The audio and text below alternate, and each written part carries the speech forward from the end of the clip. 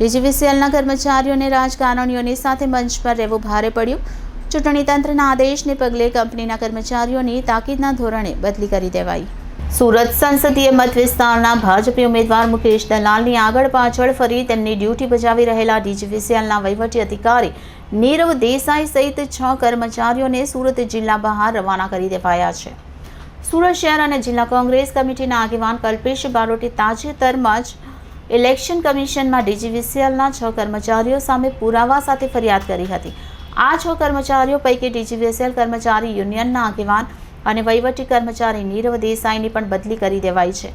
નીરવ દેસાઈને સીધા ભરૂચ મોકલી દેવાયા છે. તેવી જ રીતે આશીષ પટેલને વ્યારા રવાના કરી દેવાયા છે. આ ઉપરાંત અન્ય કર્મચારીઓની પણ બદલી કરાઈ છે. આ એવા કર્મચારીઓ હતા જેઓ પગાર ડીજીવીસીએલનો લેતા હતા અને ભાજપના ઉમેદવારના કાર્યાલયમાં પડ્યા પાત્ર રહેતા હતા. આ અંગે ફોટા સહિત પુરાવા સાથે ફરિયાદ કરાઈ હતી.